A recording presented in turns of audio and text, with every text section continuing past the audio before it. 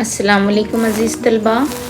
आज हम समाजी साइंस लैब की सैर करते हैं। ये जो वीडियो है जमात पंजुमता दहम के तलबा के लिए फ़ायदेमंद है।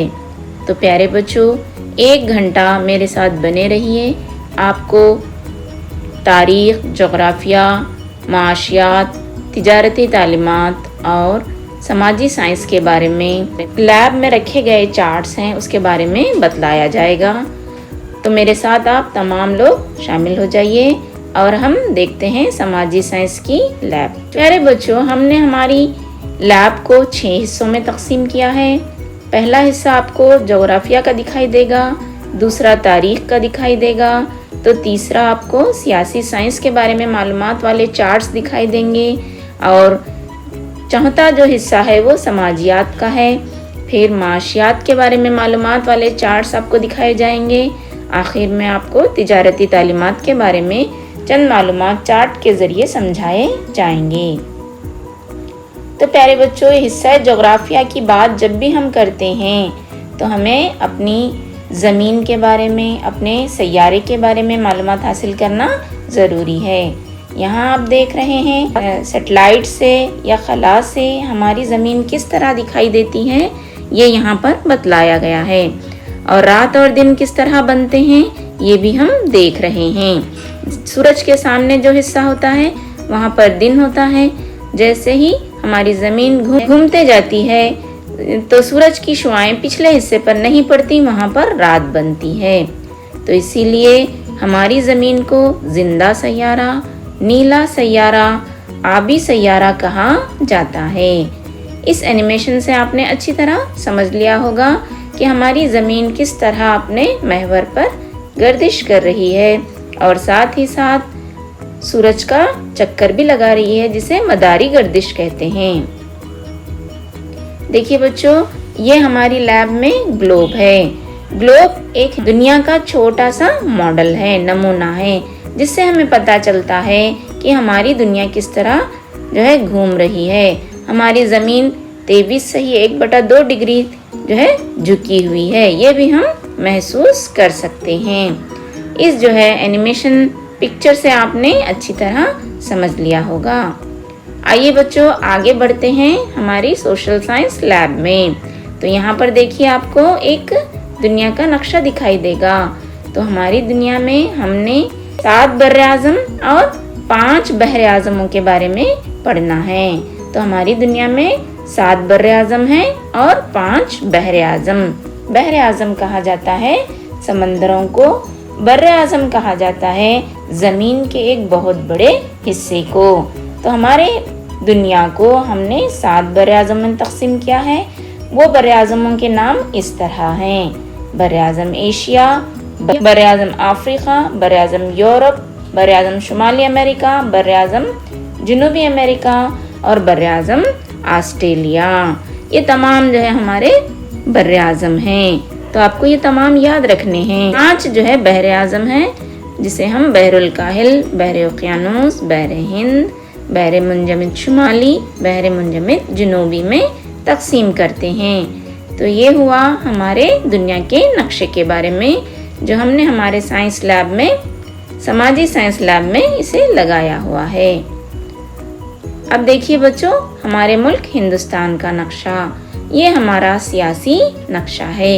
इसमें आपको 28 रियासतें और 8 मरकज़ी इलाके बतलाए गए हैं। तो आपको ये तमाम याद रखने हैं।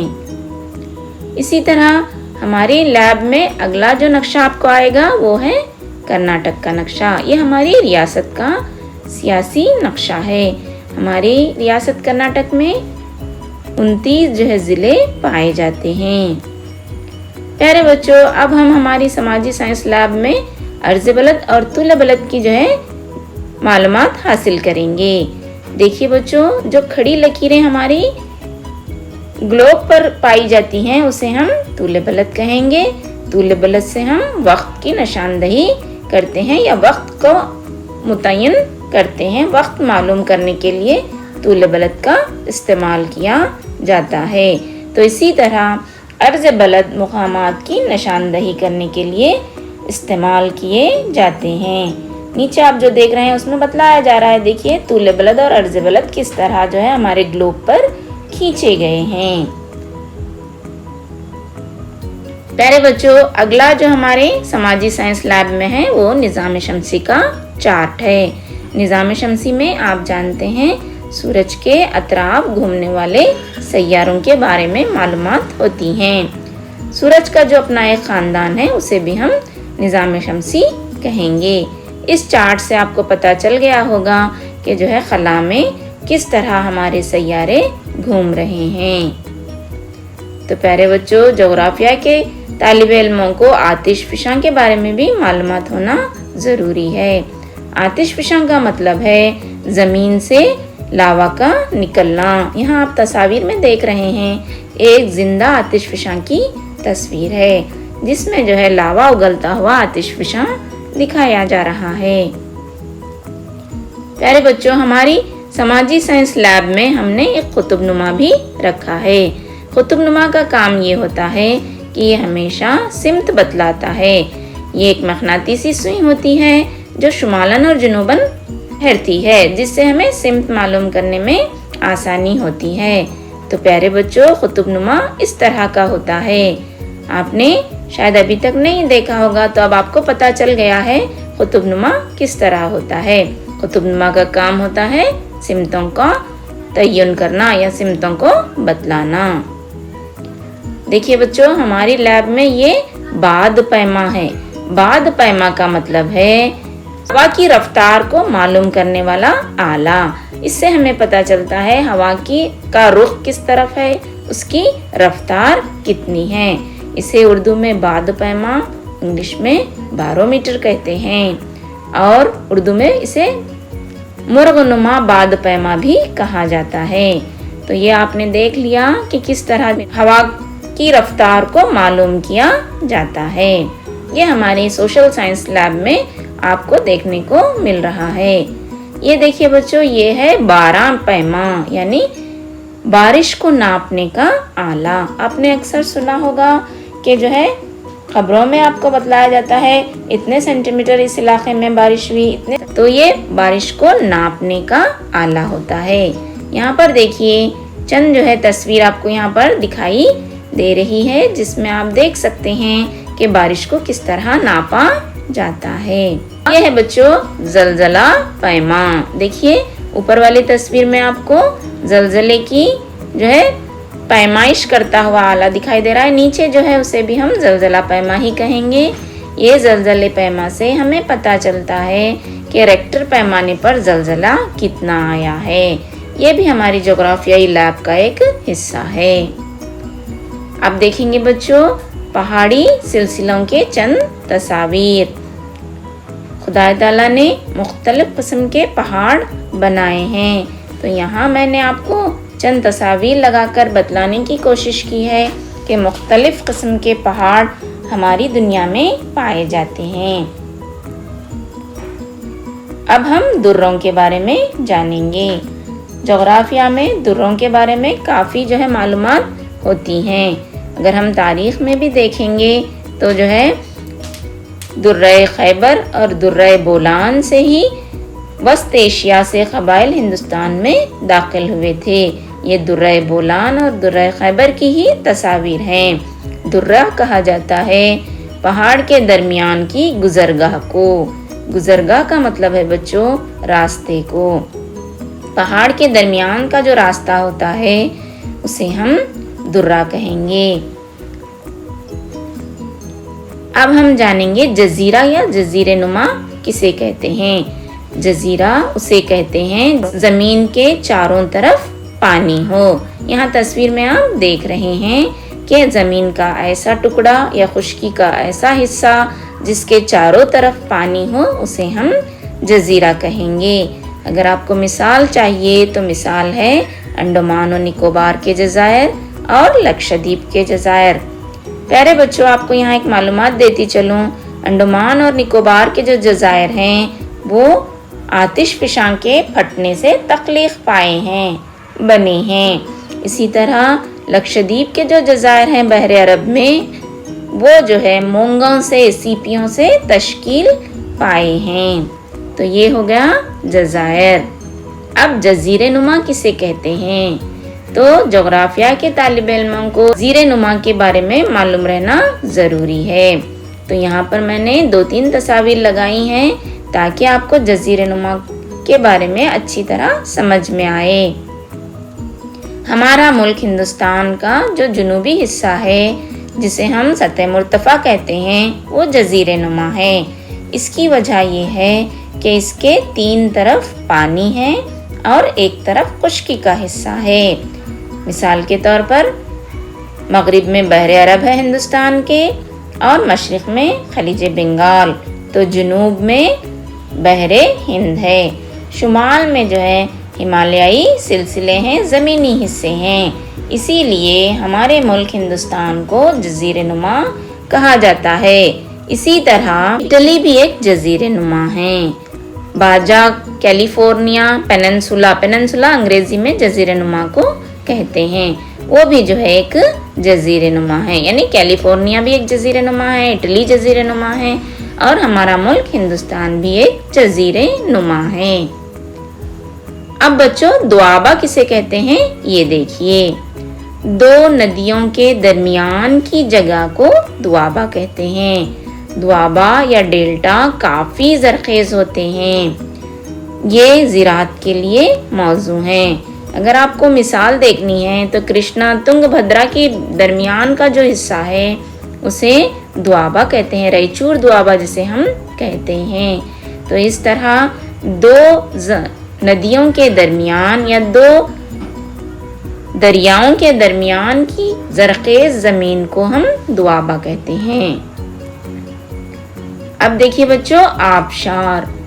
ऊंचाई से जब नदियाँ ज़मीन की तरफ आती हैं तो आबशार बनाती हैं। ऊंचाई से गिरने वाले पानी को हम आबशार कहेंगे।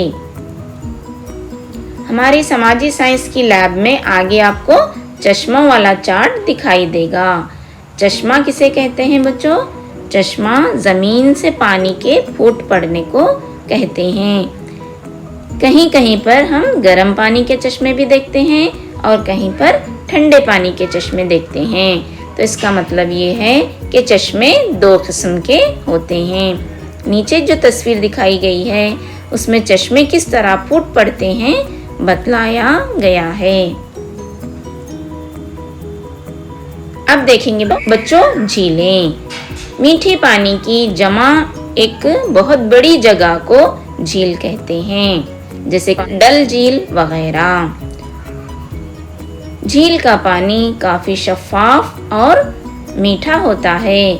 झीलें कुदरती तौर पर पाई जाती हैं। इसके बरक्स तालाब झीलों से छोटे होते हैं और इंसान के बनाए हुए होते हैं। इंसान आबपाशी के लिए और अपनी ज़रूरियात को पूरा करने के लिए ज़मीन पर गड्ढे बनाकर पानी को रोकता है, उसको हम कहेंगे तालाब।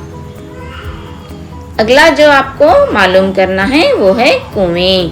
हमारी समाजी साइंस की लैब में हमने कुओं के चार्ट्स भी लगाए हैं।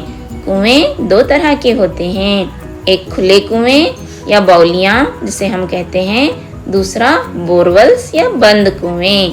यहाँ आप तस्वीर में देख रहे हैं। ये आबपाशी के सबसे अहम ज़राए हैं। प्यारे बच्चों, आबपाशी कहा जाता है मसनवी तरीके से ज़राअत को पानी पहुँचाना, फसलों तक पानी पहुँचाने के अमल को आबपाशी कहते हैं। जोग्राफिया में आपको आगे देखना है जंगलात। हमारे जंगलात कई किस्म के होते हैं, जैसे सदाबहार जंगलात, मांगरों के जंगलात, पतझड़ के जंगलात वगैरह। यहाँ हमने हमा किस्म के जंगलात के तस्वीर को इकट्ठा किया है।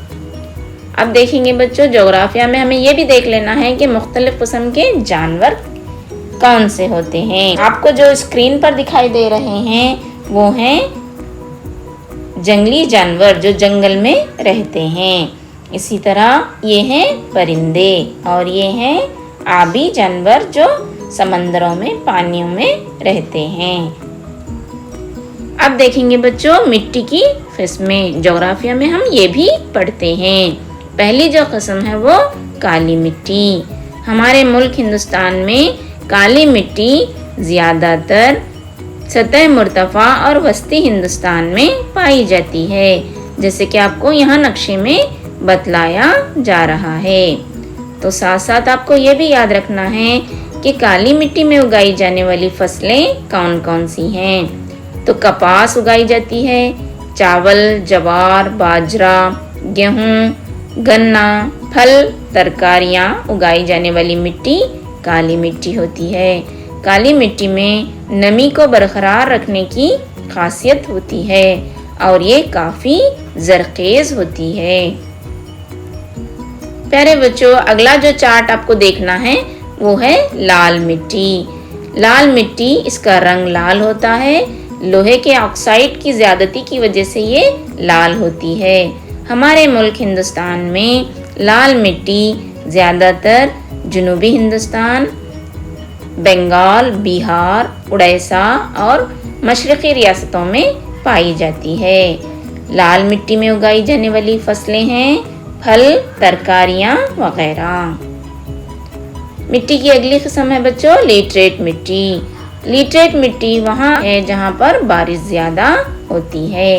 تو لیٹریٹ مٹی مغربی گھاٹ، شمال مشرقی علاقے اور جو ہے بہار، بنگال وغیرہ علاقوں میں پائی جاتی ہے۔ لیٹریٹ مٹی میں اگائی جانے والی فصلیں ہیں کپاس، گنا، ترکاریاں، کاجو اور پھل وغیرہ۔ پیارے بچوں، اب ہم دیکھیں گے سلسالی مٹی۔ یہ سلسالی مٹی کافی زرخیز ہوتی ہے اور یہ ہمارے ملک ہندوستان کے شمال حصے میں پائی جاتی ہے، جسے ہم گنگا کے میدان بھی کہتے ہیں۔ پیارے بچوں، یہ بنتی کس طرح ہے؟ جب ندیاں اپنے ساتھ زرخیز مٹی لاتی ہیں اور بہہ کر جاتی ہیں تو اپنی مٹی وہیں پر چھوڑ جاتی ہیں، جس سے شمالی ہند کے میدان بھی بنے ہیں۔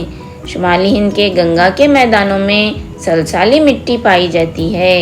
یہ مٹی کافی زرخیز ہوتی ہے۔ اس مٹی میں ربی کے موسم میں اناج اگایا جاتا ہے تو خریف کے موسم میں ترکاریاں، پھل، گنا وغیرہ اگایا جاتا ہے۔ ربی اور خریف دو موسم ہوتے ہیں جس میں فصلیں اگائی جاتی ہیں۔ ربی کا موسم بارش کا موسم ہوتا ہے، خریف کا موسم بارش کے بعد کا موسم کو ہم کہتے ہیں۔ اب دیکھیے بچوں ریگستانی مٹی یا پھر ریتیلی مٹی۔ یہ ہمارے ملک ہندوستان کے راجستھان کے علاقے میں پائی جاتی ہے۔ یہ بہت کم زرخیز ہوتی ہے۔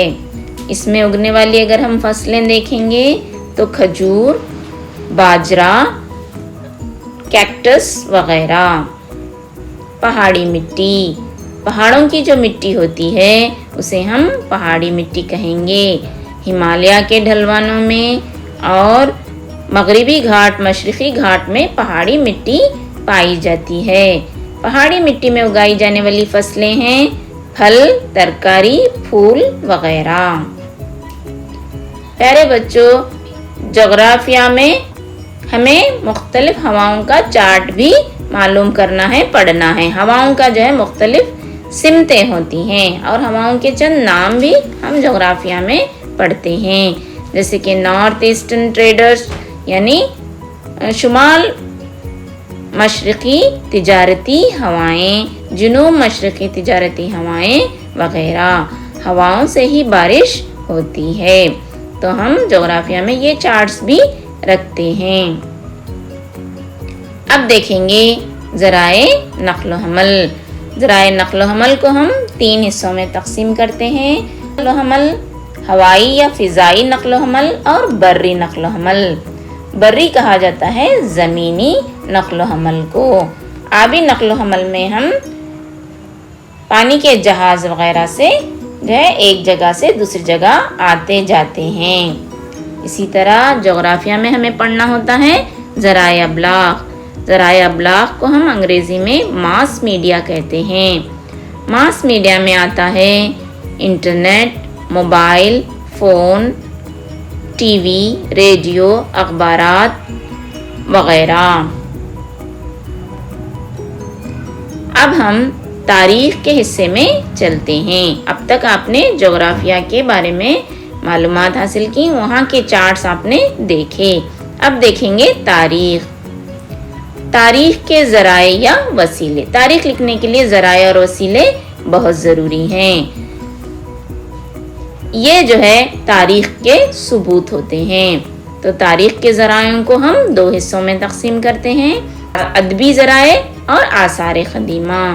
अदबी ज़रायों के भी दो किस्में हैं, मुकामी अदब और गैर मुल्की अदब। आसार क़दीमा के भी तीन किस्में हैं, वो है इमारतें, सिक्के और कतबे। आओ बच्चों, अब देखते हैं अदबी ज़रायों में मुकामी अदब किसे कहेंगे और गैर मुकामी या गैर मुल्की अदब किसे कहेंगे। मुकामी अदब उसे कहेंगे जो हिंदुस्तान के रहने वालों ने लिखा है। मिसाल के तौर पर कौटिल्य की लिखी हुई किताब अर्थशास्त्र, ये हमारी मुकामी अदब कहलाती है। इसी तरह गैर मुल्की अदब हम किसे कहेंगे?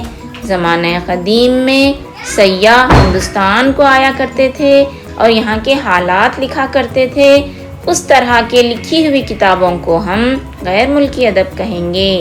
गैर मुल्की अदब में आएगा मेगास्थनीज की इंडिका, हुएंगसांग की यूसी और फरिश्ता की लिखी हुई फरिश्तान, बाबर की लिखी हुई तस्के बाबरी। ये तमाम गैर मुल्कों के सयाहों की लिखी हुई किताबें हैं। तो इस अदब को हम गैर मुल्की अदब कहेंगे।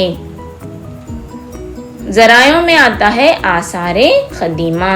आसारे क़दीमा की पहली किस्म है इमारतें। ज़माने क़दीम में लोग जो इमारतें तामीर करके गए हैं वो तारीख़ के ज़राए हैं। तो ये तमाम जो तस्वीर आपको दिखाई दे रही हैं ये आसार क़दीमा की इमारतें हैं। इससे हम तारीख़ को लिख सकते हैं, तारीख़ के बारे में मालूमात हम हासिल कर सकते हैं। उस दौर के समाजी, सियासी, माशी हालात इन इमारतों से हमें मालूम होती हैं। प्यारे बच्चों, आसार क़दीमा में अगले जो ज़राए हैं वो हैं सिक्के। सिक्के एक बहुत ही अहम ज़रिए हैं। इससे हमें उस दौर की तारीख़ के बारे में तफसील से मालूमात हासिल होती हैं। उस दौर की माशी हालात भी हमें इससे पता चलती हैं। तो सिक्के तारीख़ लिखने के अहम ज़रिए हैं। कतबे। बच्चों, कतबे कहा जाता है पत्थर या चट्टान पर तराश कर लिखी जाने वाली इबारत को।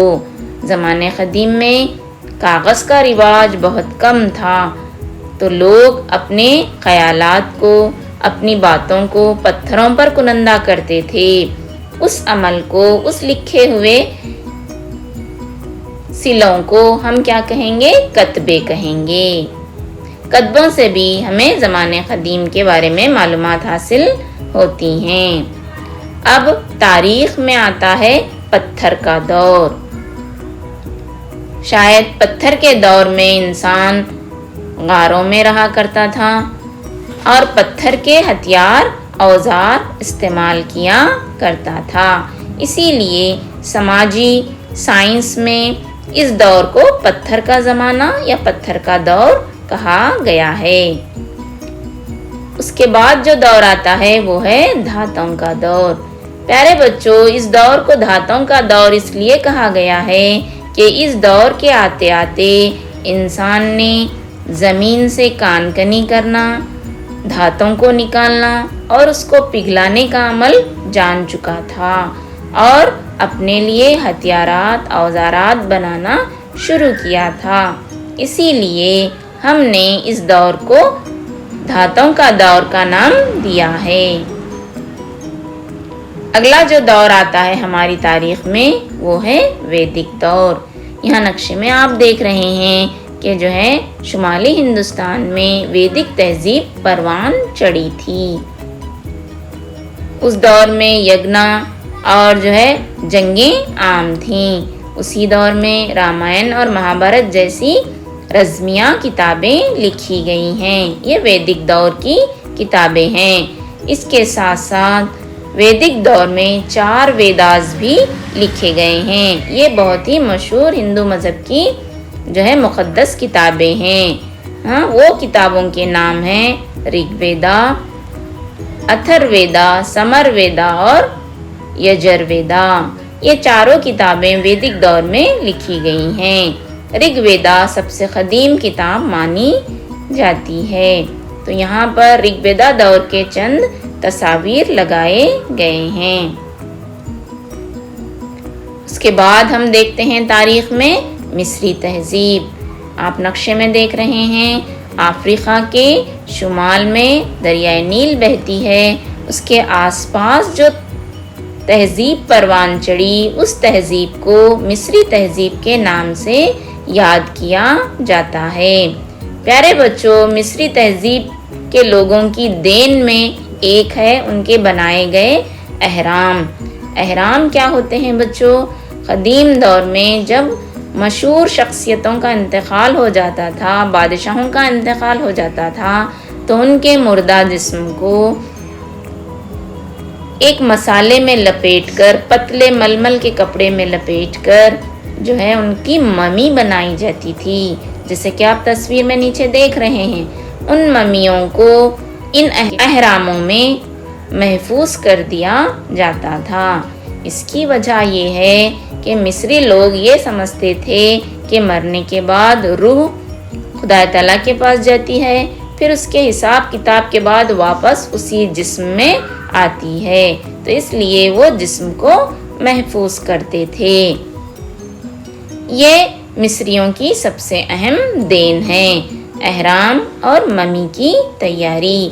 आज भी हम उस दौर के बनाए हुए अहराम और ममियों को मुख्तलिफ जगहों पर देख सकते हैं। तारीख में जो अगली तहजीब है वो मेसोपोटामिया की तहजीब है। बिल्कुल दरियाए नील के उस तरफ दजला और फरात के दरमियान, दजला और फरात नदियों के नाम हैं। जो तहजीब परवान चढ़ी थी उसे हम कहेंगे मेसोपोटामिया की तहजीब। मेसोपोटामिया की तहजीब की ख़ास देन ये है कि इन्होंने दुनिया में सबसे पहले लिखने का अमल शुरू किया, तहरीर का अमल शुरू किया। प्यारे बच्चों, इनकी लिखी हुई जो तहरीर है वो दीवारों पर या फिर मिट्टी के स्लेटों पर छोटी छोटी तस्वीर हुआ करती थी, जिसे क्यूनीफॉर्म कहा जाता है। मेसोपोटामिया की एक देन ये है कि इनके एक बादशाह जिसका नाम था हम्मुराबी, इसने जो है दुनिया में सबसे पहले क़वानीन बनाए थे। इसके क़वानीन में लिखा हुआ था ना आँख के बदले आँख और हाथ के बदले हाथ। इसका मतलब ये है कि इंसाफ पर ये काफ़ी ज़ोर देते थे। यहाँ जो आपको तस्वीर में नीचे दिखाई दे रहा है वो हम्मुराबी की एक ख़याली तस्वीर है। इसी तरह मेसोपोटामिया के लोग इबादत के लिए ज़गोरट नामी अपनी मंदिरें तामीर करते थे। यहाँ मैं तस्वीर में आपको ज़गोरट की भी एक तस्वीर लगाई हूँ, आप देख रहे होंगे। तो ये रहा मेसोपोटामिया की तहजीब के बारे में मुख्तसर मालूमात और चार्ट्स। अगली जो तहजीब है बच्चों वो चीनी तहजीब है। तस्वीर में और नक्शे में देखिए कि जो है चीनी तहजीब कहाँ परवान चढ़ी थी। चीनी तहजीब हुआंगहू नदी के किनारे परवान चढ़ी थी। चीनियों की देन ये है बच्चों कि ये जो है दुनिया की सबसे बड़ी इन्होंने जो है एक दीवार तामीर की है, जिसे हम चीन की अजीम दीवार कहते हैं, जो आपको तस्वीर में दिखाई दे रही है। ये तकरीबन 8000 किलोमीटर लंबी एक दीवार इन्होंने चीन में तामीर की है ताकि दुश्मनों के हमले से महफूज रह सकें। इसके अलावा चीनियों की देन ये है कि इन्होंने चीनी के बर्तन और रेशम साजी اور جو ہے ممی بنانے کا فن بھی انہوں نے دنیا کو دیا ہے۔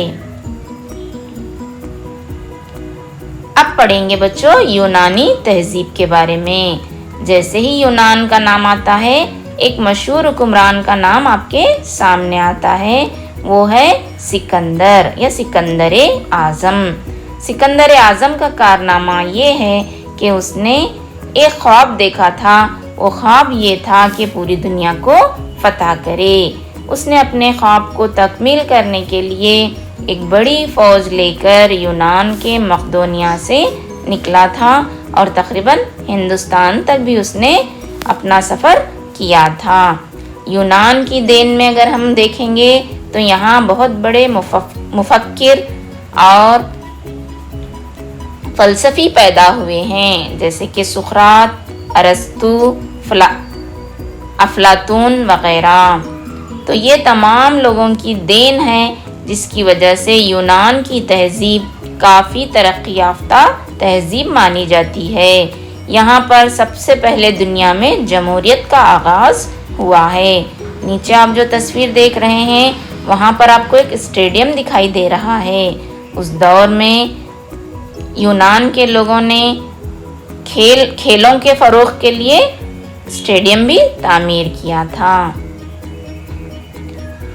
اب ہم تاریخ میں اگلے جو چارٹس دیکھنے والے ہیں وہ ہیں جین مذہب کے متعلق معلومات۔ تو جین مذہب کے جو 23ویں تیرتھنکاراس تھے ان کا نام تھا وردھمان مہاویر۔ پیارے بچوں، وردھمان مہاویر کے لائے ہوئے مذہب کو ہم جین مذہب کہیں گے۔ جین مذہب ہندوستان سے نکل کے برما، شری لنکا اور جنوبی ہندوستان، کشمیر اور جو ہے وسطی ایشیا تک پھیلا تھا۔ وردھمان مہاویر نے دنیا کو ترک کرنے کا فلسفہ دیا ہے۔ کئی راجا مہاراجا جین مذہب کو قبول کر چکے ہیں۔ جین مذہب کے 2 فرقے ہوتے ہیں، ایک دگمبر، ایک سویتمبر۔ اس کا مطلب یہ ہے وہ دنیا سے بالکل بے رغبت رکھتے ہوئے دگمبر ہو جاتے ہیں، برہنہ رہتے ہیں، ایسے فرقے کو دگمبر کہا جاتا ہے۔ اور سویتمبر کا مطلب ایک سفید کپڑا پہنے ہوئے بالکل معمولی زندگی گزارنے والے لوگوں کو سویتمبر کہا جاتا ہے۔ تاریخ میں جو اگلا عروج ہوتا ہے وہ ہے بدھ مذہب کا۔ تو پیارے بچوں، بدھ مذہب کے بانی کون ہیں؟ جی ہاں، گوتم بدھ۔ گوتم بدھ نے بھی سادی زندگی گزارنے پر زور دیا تھا۔ گوتم بدھ کے لائے ہوئے مذہب بدھ مذہب کو ہندوستان کے علاوہ تبت، چائنا، برما، افغانستان، جاوا، کوریا، جاپان وغیرہ میں اور چین میں بھی مانا جاتا ہے۔ بدھ مذہب کو اختیار کرنے والا سب سے عظیم جو بادشاہ تھا وہ تھا اشوک اعظم۔ کالنگا کی جنگ کے بعد اشوکا نے بدھ مذہب کو اختیار کیا اور جنگ سے توبہ کر لی۔ اس نے اپنے بیٹے اور بیٹی کو بدھ مذہب کے فروغ کے لیے سری لنکا بھیجا تھا۔ تو اشوکا کے دور میں بدھ مذہب پورے ہندوستان میں پھیلتا ہے۔ پیارے بچوں، اب ہم زمانے قدیم میں آنے والی حکومتوں کے چارٹس دیکھیں گے۔ سب سے پہلے موریائی دور حکومت۔ یہاں آپ تصویر میں دیکھ رہے ہیں ایک بڑے علاقے پر موریہ خاندان نے حکومت کی تھی۔ موریہ خاندان کو اقتدار پر لانے والے شخص کا نام تھا چانکیہ یا کوٹلیہ۔ چانکیہ یا کوٹلیہ نے چندر گپتا کو جو ہے رہنمائی کر کے اسے موریہ سلطنت قائم کرنے میں مدد کی تھی۔ موریہ سلطنت کا سب سے مشہور بادشاہ اشوکا ہے۔ اشوکا نے اپنی زندگی میں ایک جنگ لڑی ہے جسے کالنگا کی جنگ کہا جاتا ہے۔ اس جنگ میں اس نے انسانوں کی کافی تباہی دیکھی تو اس نے جنگ سے توبہ کر لی اور بدھ مذہب کو اختیار کیا۔ ہمارے قومی نشان 4 شیروں والا جو شیر ہے وہ ہم نے اشوکا کے سانچی استوپ کے ایک ستون سے حاصل کیا ہے۔ اشوکا اہمسا عدم تشدد پر کافی یقین رکھتا تھا۔ اگلا جو دور آتا ہے بچوں موریہ کے بعد وہ ہے گپتا دور۔ آپ نقشے میں دیکھ رہے ہیں انہوں نے جنوبی ہندوستان کو چھوڑ کر باقی کے تمام علاقے پر حکومت کی ہے۔ چندرگپت گپتا سب سے مشہور بادشاہ تھا۔ گپتا دور میں ایک پلر تعمیر کیا گیا تھا جو قطب مینار کے قریب ہے، وہ لوہے کا بنا ہوا ہے۔ تعجب اس بات پر ہوتا ہے کہ آج تک اسے زنگ نہیں آیا۔ اس سے پتہ چلتا ہے کہ گپتا دور کافی ترقی یافتہ دور تھا۔ گپتا دور حکومت میں انہوں نے کئی مندریں تعمیر کروائی تھیں اور چندرگپتا نے کئی سونے کے سکے بھی جاری کیے تھے۔ اگلا جو دور آتا ہے وہ ہے کشانہ دور حکومت۔ تصویر میں آپ دیکھ رہے ہیں کشانہ نے ہندوستان پر کہاں سے کہاں تک حکومت کی ہے۔ کشان یوچی قبیلے سے تعلق رکھتے تھے۔ یوچی جو قبیلہ تھا وہ رومن اور چائنیز یا چائنا کے لوگوں کی مخلوط ایک نسل تھی جو کشان کہلائی۔ پیارے بچوں انہوں نے گندھرو فن تعمیر کو کافی ترقی دی۔ کشان خاندان کا سب سے مشہور جو حکمران تھا وہ کنشکا تھا۔ کنشکا نے بھی سونے کے سکے جاری کیے تھے۔ کنشکا اور کشان خاندان کے راجاؤں نے بدھ مذہب کو اختیار کیا اور اس کے فروغ میں ایک اہم کردار ادا کیا ہے۔ اب جو حکومت آتی ہے تاریخ میں وہ کہلاتی ہے ستواہنا خاندان یا ستواہنا دور حکومت۔ اس خاندان نے جنوبی ہندوستان پر کئی صدیوں تک حکومت کی ہے۔ ان کے بنائے ہوئے غار، چیتیاز اور سونے کے سکے ان کی کارہائے نمایاں ہیں۔ کدمبا دور حکومت۔ جنوبی ہندوستان میں میور ورما نے کدمبا خاندان کی بنیاد رکھی۔ یہاں آپ تصویر میں اسے دیکھ رہے ہیں۔ ان کے کارنامے یا ان کی دین یہ ہے کہ سب سے پہلے کنڑ کا لکھا ہوا کتبہ اسی دور میں لکھا گیا تھا جو آلمڑی کتبہ کہلاتا ہے، جو کنڑ زبان میں لکھا ہوا ہے۔ یہ کدمبا دور کا نشان ہے جو ایک ہاتھی کے شکل میں ہے۔ کدمبا دور میں کئی منادر تعمیر کیے گئے۔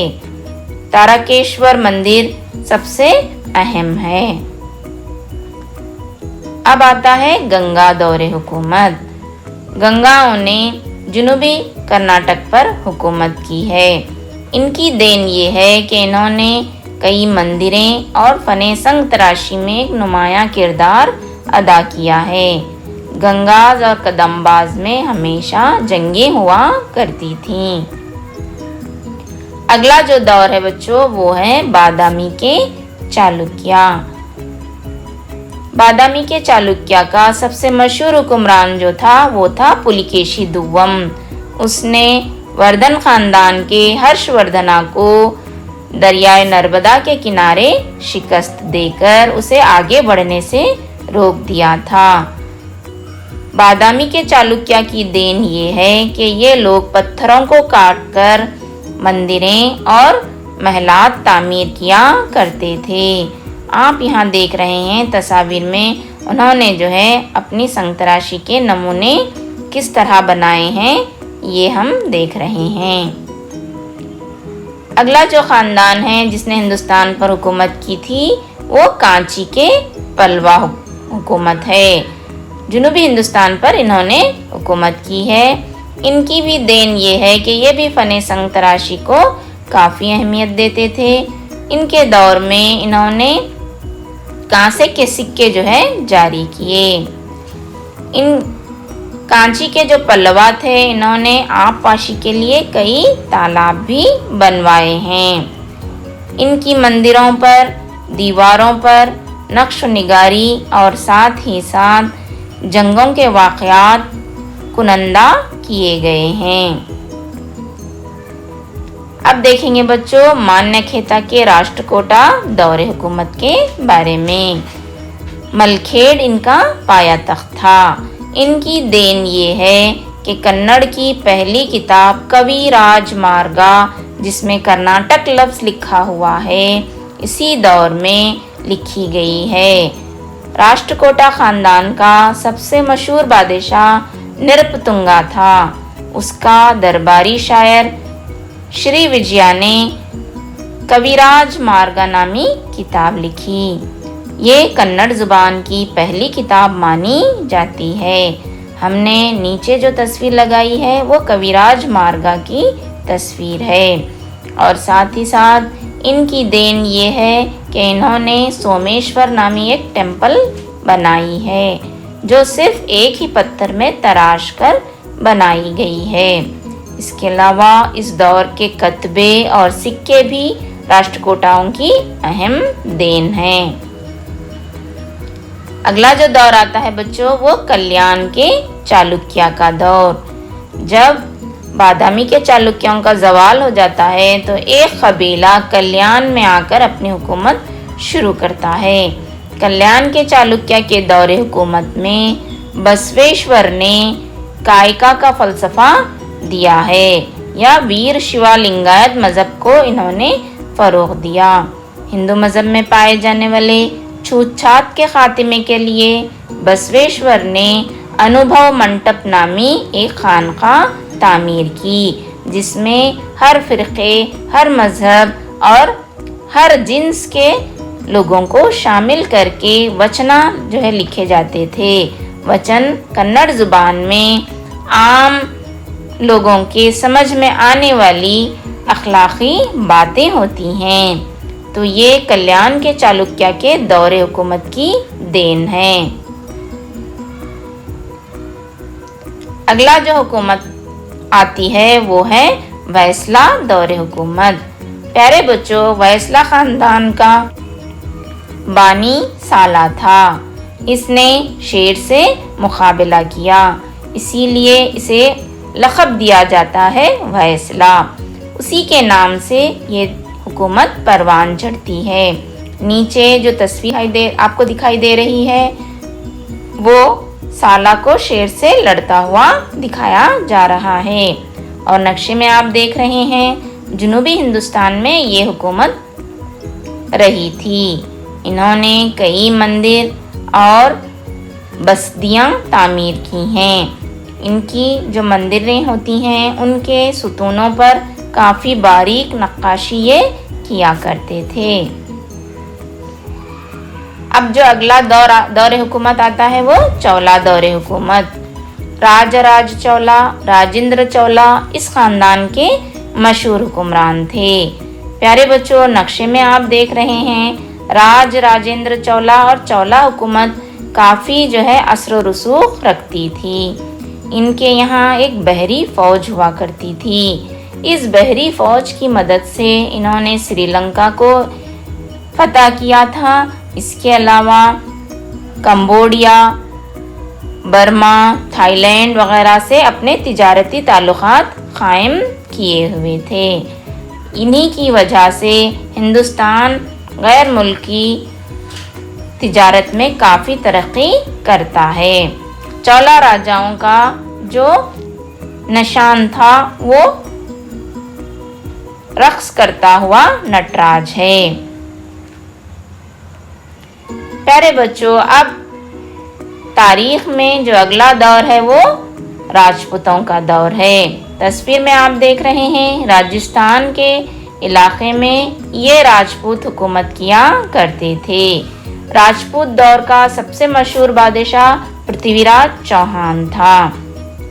इसने मोहम्मद गौरी से तैरान के मुकाम पर 2 जंगें लड़ी थीं।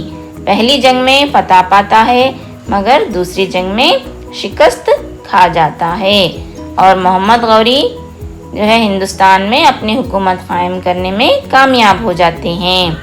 راجپوتوں کی دین کافی جو ہے اہم ہے۔ اس دور میں انہوں نے کئی محلات، قلعے تعمیر کروائے اور راجپوت دور میں کئی سکے بھی جاری ہوئے۔ اس دور کی فن مصوری کافی مشہور ہے، جو آپ نیچے تصویر میں دیکھ رہے ہیں۔ یہ راجپوت دور حکومت ہے۔ اب دیکھیے بچوں، سلاطین دہلی تاریخ میں یہ ایک اہم مقام رکھتے ہیں۔ نقشے میں آپ دیکھ رہے ہیں، سلاطین دہلی نے ہندوستان کے شمال میں حکومت کی ہے۔ ان کی بنائی ہوئی عمارتیں قطب مینار، قوۃ الاسلام مسجد کافی مشہور ہیں۔ سلاطین دہلی میں کافی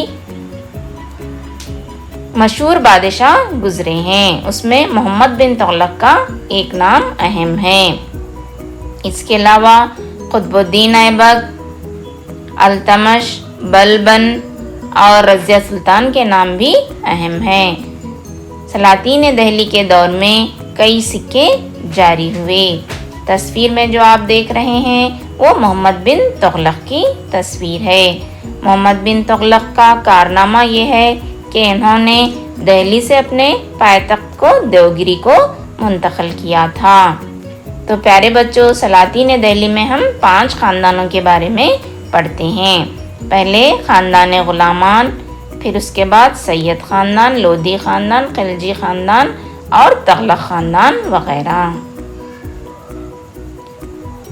تاریخ کا جو اگلا دور آتا ہے وہ ہے وجے نگر حکومت۔ وجے نگر حکومت جنوبی ہندوستان کی ایک مشہور حکومت تھی۔ مسلمانوں کے آنے سے ہندو تہذیب اور مذہب کو جو خطرہ لاحق ہوا تھا، اس کو ختم کرنے کے لیے وجے نگر حکومت کو ہکا اور بکا نے تعمیر کیا تھا۔ وجے نگر خاندان کا سب سے مشہور بادشاہ کرشن دیو رایا ہے۔ وجے نگر دور حکومت میں فن سنگ تراشی کو کافی فروغ حاصل ہوا۔ یہ لوگ کئی منادر تعمیر کیے ہیں، تالاب، کنویں اور محلات انہوں نے تعمیر کیے ہیں، جو آج بھی ہم ہمپی میں دیکھ سکتے ہیں، جو ان کا پایتخت تھا۔ پیارے بچوں، تاریخ میں جو اگلا دور ہے وہ ہے بہمنی دور حکومت۔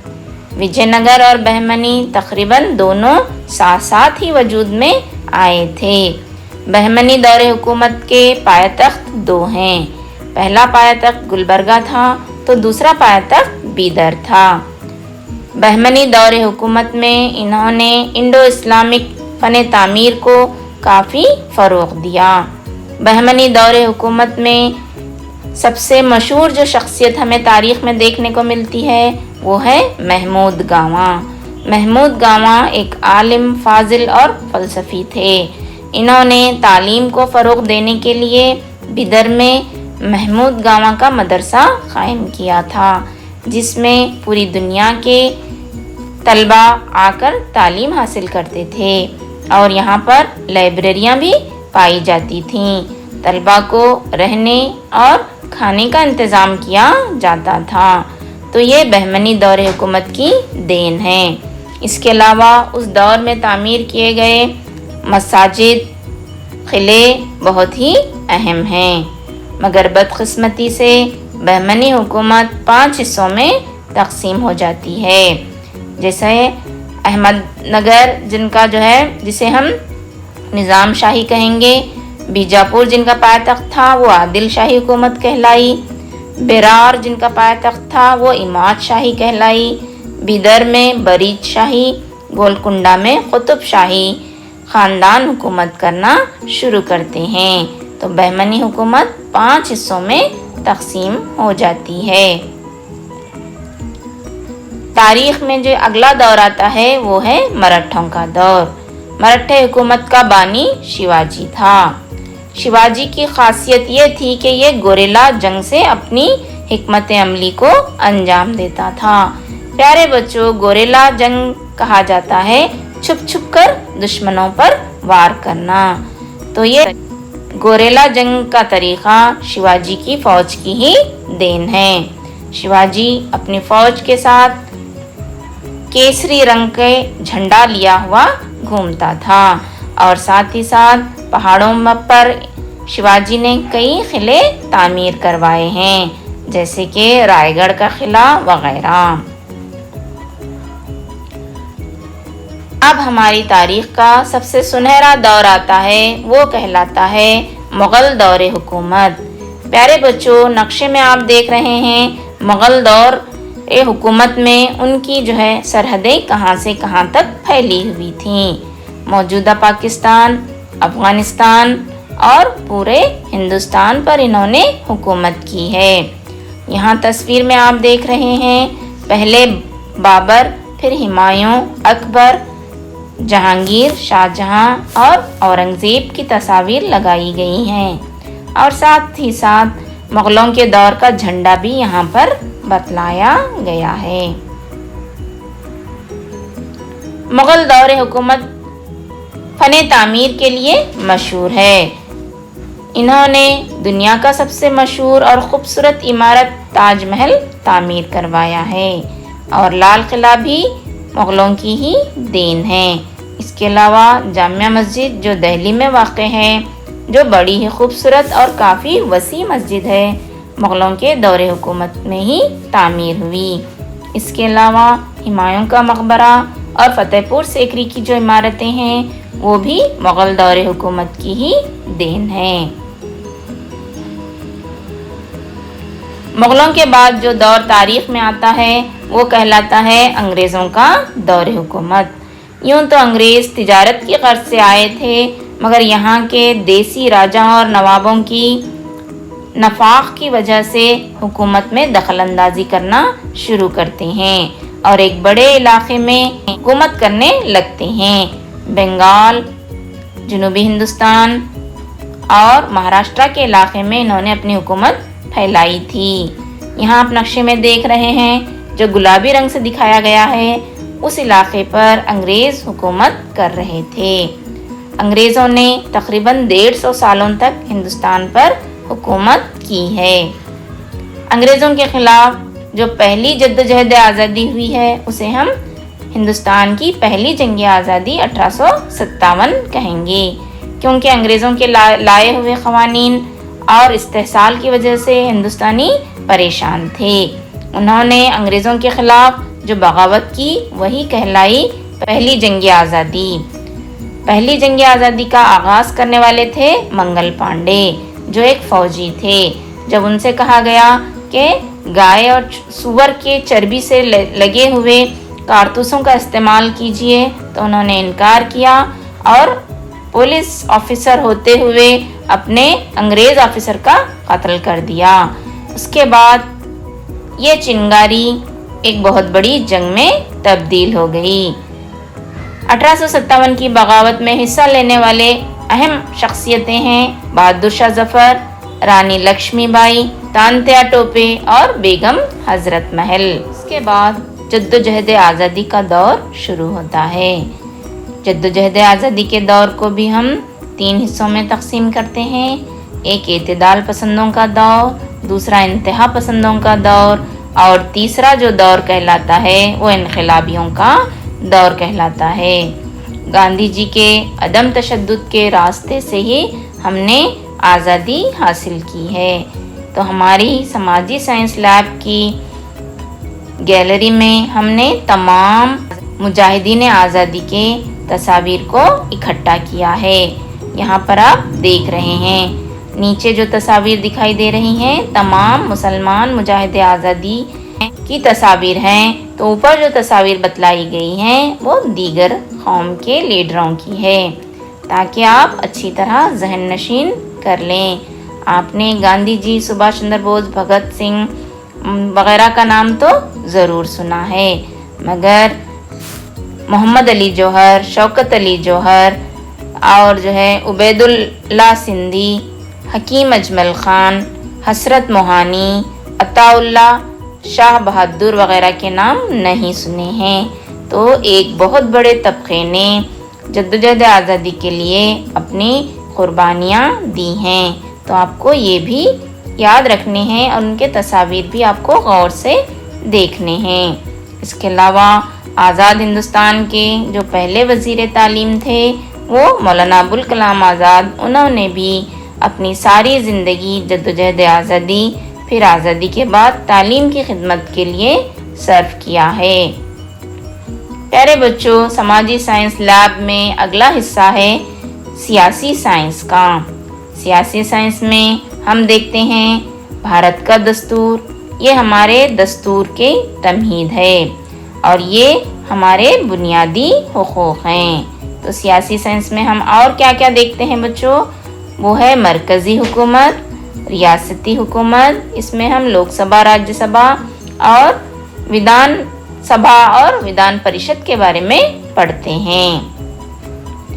سیاسی سائنس کا جو اگلا حصہ ہے وہ ہے عدالتی انتظام، جس میں ہم ہائی کورٹ سے لے کر لوک عدالت، جنتا عدالت کے بارے میں معلومات حاصل کرتے ہیں۔ اس کے علاوہ انتخابی نظام کس طرح چلتا ہے یہ بھی ہم دیکھتے ہیں۔ تو یہاں پر ہم نے یہ تصاویر بھی اکٹھا کی ہیں۔ سیاسی سائنس کا اگلا جو موضوع ہوتا ہے وہ ہے ملک کی حفاظت۔ ہمارے ملک میں 3 طرح کے فوجی پائے جاتے ہیں، 3 طرح کی فوج ہمارا ملک رکھتا ہے، بحری فوج، بری فوج اور فضائی فوج۔ اس کے علاوہ سیاسی سائنس میں ہم قومی یکجہتی کے بارے میں بھی پڑھتے ہیں، تو ہم نے یہاں پر چند تصاویر آپ کے لیے جمع کی ہیں۔ اب سماجی سائنس کا اگلا حصہ ہے سماجی سائنس یا سوشولوجی۔ اس میں ہم پڑھتے ہیں سماج کے بارے میں، سماج کے رسم و رواج کے بارے میں، سماجی مسائل کے بارے میں اور سماجی تبدیلیوں کے بارے میں، معاشرے کی حالات کے بارے میں اور خاندان کے بارے میں۔ تو یہ ہمارے سماجی سائنس کا حصہ ہے۔ اسی طرح سماجی سائنس کی لیب میں ہم معاشیات کا بھی ایک کارنر، ایک کونا بنائے ہیں۔ اس میں ہم روپیے، بینک، روزگار، انسانی وسائل، عوامی مالیہ اور بجٹ، محنت، قدرتی وسائل اور ترقی، دیہی ترقی کے بارے میں معلومات حاصل کرتے ہیں۔ اس کے علاوہ معاشیات میں ہم قومی آمدنی کسے کہیں گے، فیکس آمدنی کسے کہیں گے، یہ بھی ہم پڑھتے ہیں۔ اگلا آخری جو حصہ ہے سماجی سائنس لیب کا وہ ہے تجارتی تعلیمات۔ اس میں ہم دیکھتے ہیں تجارت کے اصول، منافع، بینک کے کاروبار، مالیاتی ادارے، بااصلہ کاروباریت، مالیاتی انتظام، تجارتی حساب کتاب وغیرہ۔ تو پیارے بچوں، آج آپ نے ہماری سماجی سائنس لیب کی سیر کی ہے اور بہت سارے چارٹس اور تصاویر دیکھی ہیں۔ تو میں امید کرتی ہوں کہ آپ جو ہے اس سے کافی فائدہ حاصل کیے ہوں گے۔ آپ بار بار اس کو دیکھیے تاکہ آپ کو اچھی طرح ذہن نشین ہو جائے اور ساتھ ہی ساتھ ہمیں اپنی دعاؤں میں ضرور یاد رکھیے گا۔ اللہ حافظ، شکریہ۔